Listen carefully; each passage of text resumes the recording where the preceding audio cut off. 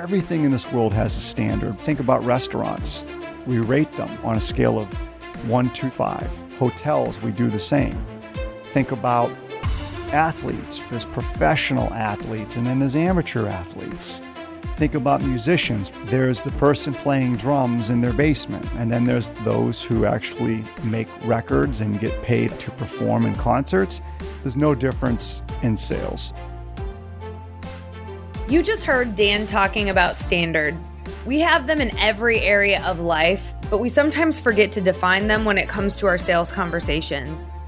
How does your mindset impact how you show up in these conversations? And do you fall into the amateur or high performance category? In this episode, Dan breaks down how you can self-evaluate and level up your process, which always starts with your mindset. Listen in as he identifies 9 conversation standards that will help you gain self-awareness and drive high-performance results.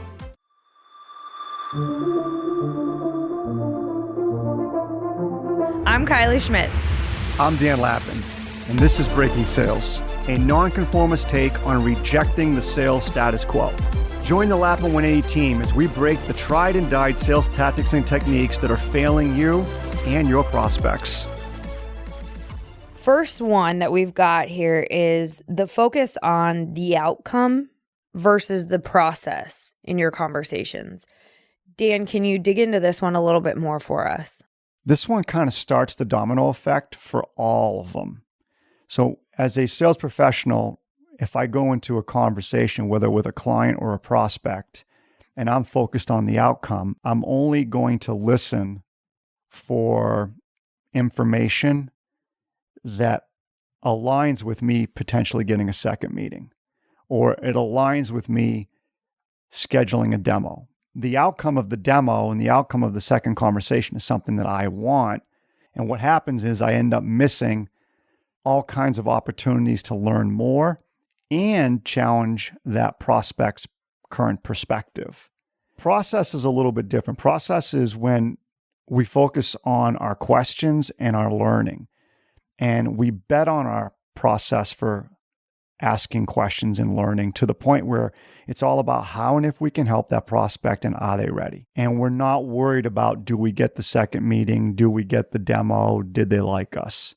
That's process-based. High performers focus on the process. That's why they learn more. They actually help that prospect. So an amateur mindset is going to focus on the outcome, and they will only listen for things that drive to the outcome they want. They will only ask questions that drive toward the outcome they want. That amateur mindset limits their learning, and then it also limits the perspective of the prospect. And ironically, it ends up creating the same conversation that prospect's already used to having with all of the sales professionals' current competition. Everybody sounds the same. That's what happens when you focus on an outcome. When you focus on process, though, you're focusing on your questions. You're focusing on your listening. You're able to ask questions that helps that prospect determine if they want and need help. So at the end of a conversation, how much of your mindset was focused on, got to get the outcome, got to get the second meeting, don't blow this, get the demo, and you considered that success? Versus how much of your thought process was focused on, I'm not labeling anything, I'm not setting a value on anything yet. Let me see how much I can learn here, and let me see how much that prospect's willing to share and how much debate and evaluation that prospect is willing to do in this conversation with me. How are amateurs versus high performers asking questions in their conversations with prospects? Yeah, that's a great question, Kiley. Amateur mindsets will only ask questions that they know the answer to. Why do you think that is, Dan? The amateur mindset is focused on the outcome. In order to get the outcome that they want and guide the conversation in the direction they want, the amateur mindset asks particular questions that lend itself to that outcome. And they don't want to risk not achieving the outcome, and they want to stay in control of the conversation. That's how the amateur mindset works. If I ask these questions I know the answer to, it's an easy way for me to guide the prospect to either A, B, or C. The amateur question asking also comes through with multiple choice questions. Instead of just saying, what are some of your goals for the next year? They may say, is it to grow headcount? Is there a revenue goal in mind? Or are you looking to expand into new areas, territories? We might give a multiple choice question instead of just, what are your growth goals? Absolutely. And that's very leading. You're setting the parameters for the answer. And it limits your learning. Right. Most importantly, though, it limits the perspective of the prospect or client. And the reason why that's so important is because your prospect and client, they come into the meeting with you with a perspective already. That perspective could be anything, but it will be influenced by that prospect or client's current biases and experiences. If you want the prospect or the client to consider change, the most important thing that you have to do is learn how to ask questions to help that prospect or client evaluate and debate and potentially adopt or change their perspective first. And I think this segues really nicely into number 3, which is amateurs are listening for what they want to hear versus the high performers who are listening to what they need to hear. Yeah, with the multiple choice questions, when an amateur mindseted sales professional asks questions, they'll often give 2 or 3 options. That is that innate need to try to garner or uncover what they want to hear.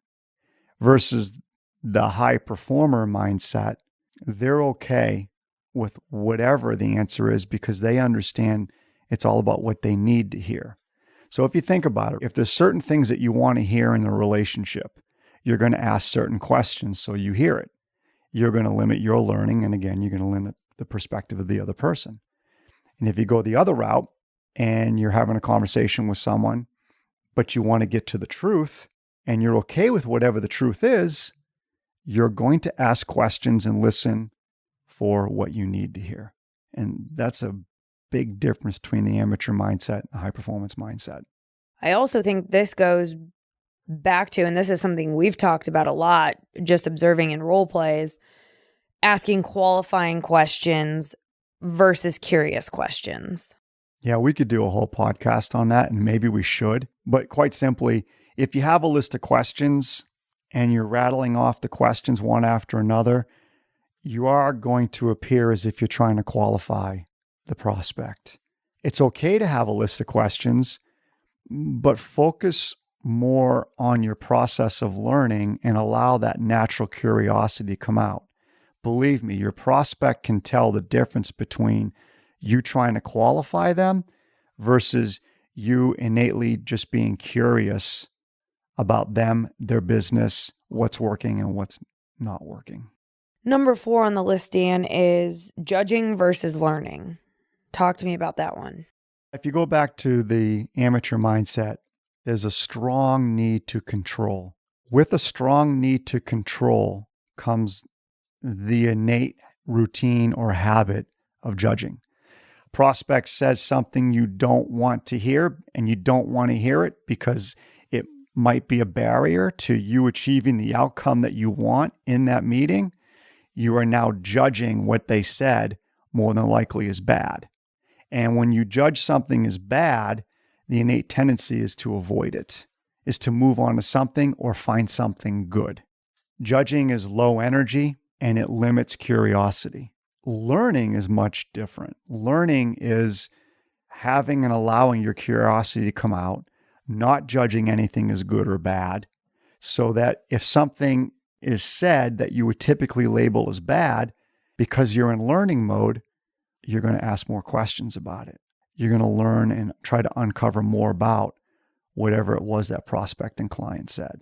So judging leads to dead ends. Learning leads to further, more in-depth conversation.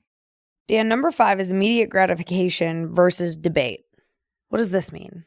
Immediate gratification is when you ask a question and the prospect says, "Oh, that's a great question."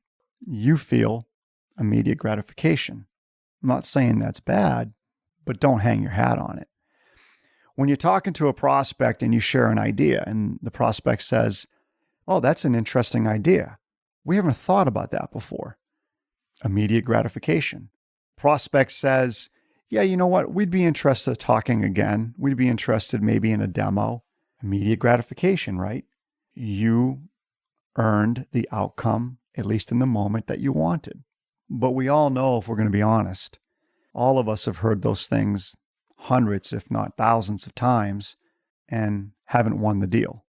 And when you look for immediate gratification, you're judging something as good and you're going to limit the questions you ask about it. But when you look for debate, it creates a different experience for your prospect. When a prospect says to me in a conversation, "I've never thought about that before," I'm going to say, "Okay, tell me more. What's on your mind?" Because I want them to debate, why haven't they thought about it before? Have they looked at other options? When a prospect says, "I'm not sure that's going to work for us," a high performer is going to embrace that because that's an opportunity right there through questions to help that prospect debate. Well, what do you mean? Let's walk through that together. If it's not going to work for you, you might be right. Tell me, how'd you come to that conclusion? What's on your mind? Now you're in a scenario where you're helping that prospect debate their thought process, and you're there to hear it.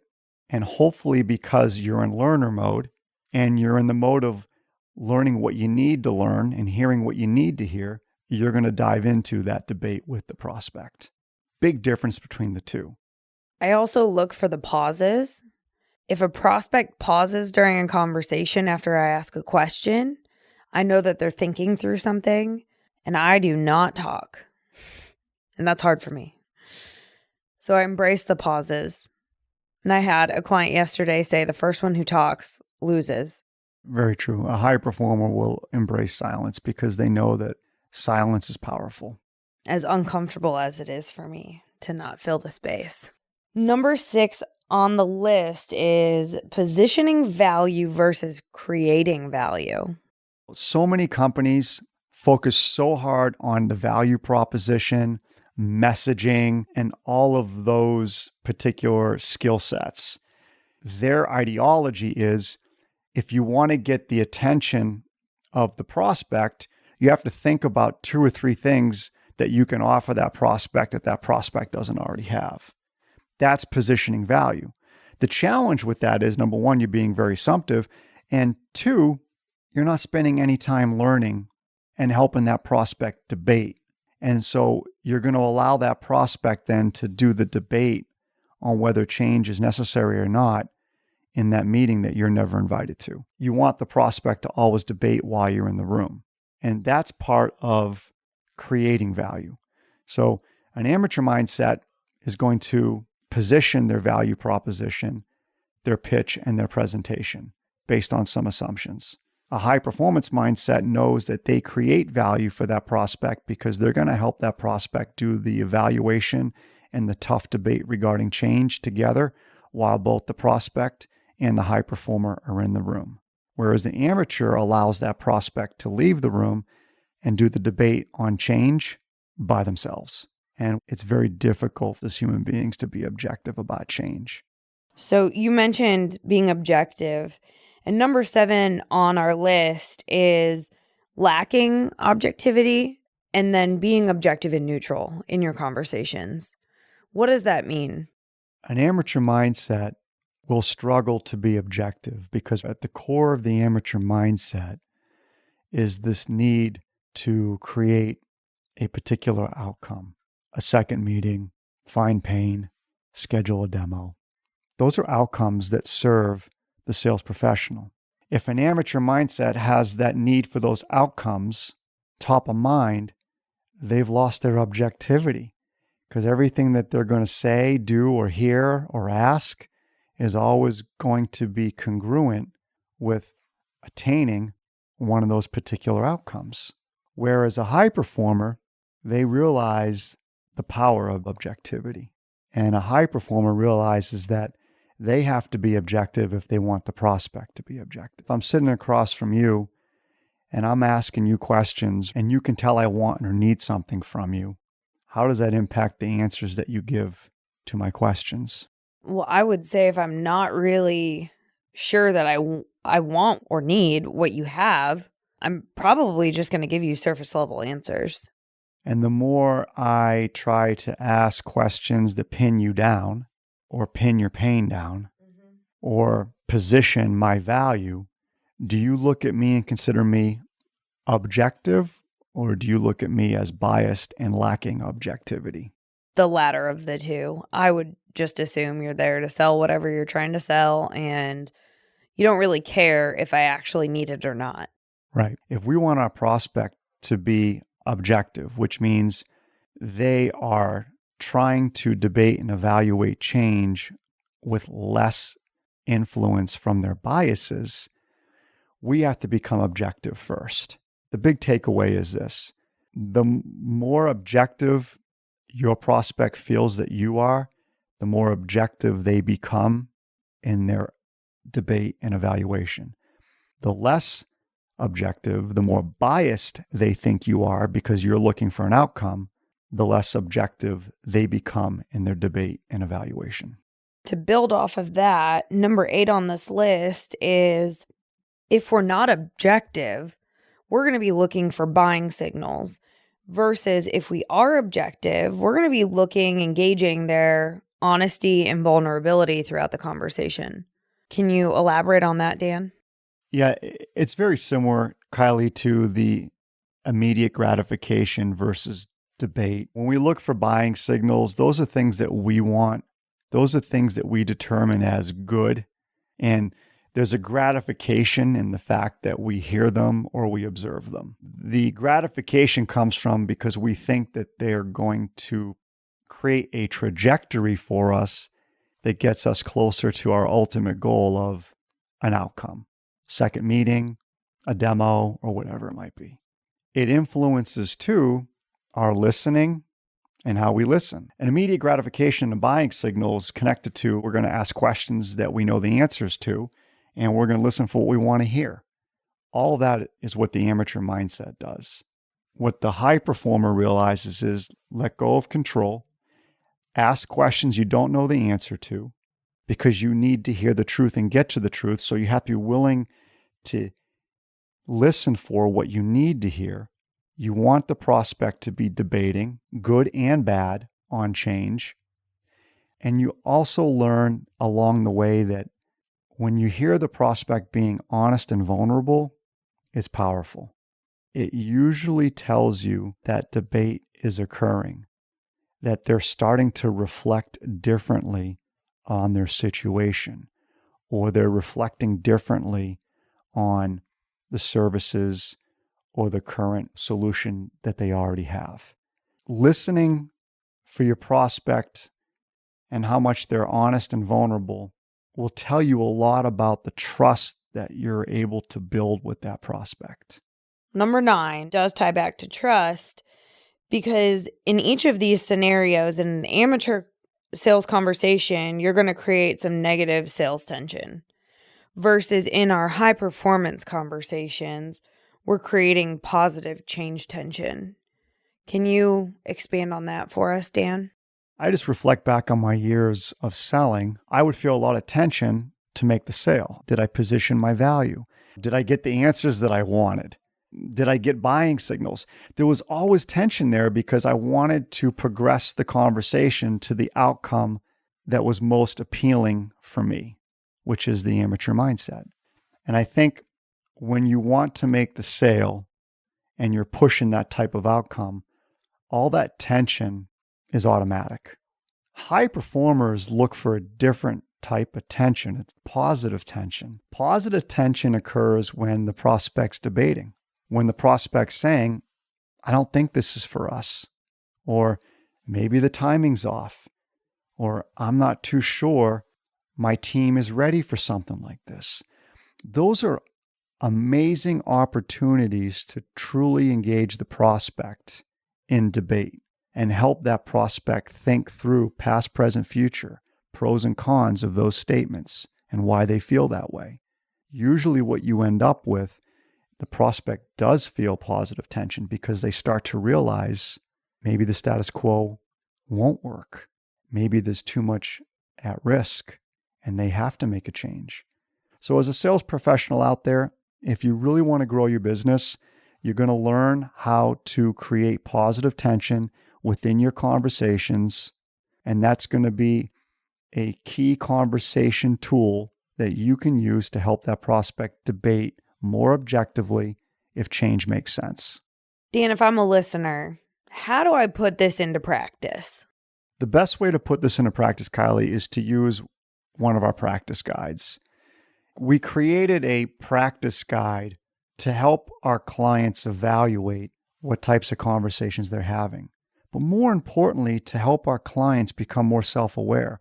There's been recent studies out there that 95% of people think they're self-aware, but in reality, these same studies have shown that only about 10 or 15% of people are truly self-aware. And in the game of sales, when you look at this type of conversation standard that we just went through, as a professional looking to get better, your ability to become more self-aware is critical to the evolution of your skill and the improvements that you put yourself through to grow your results.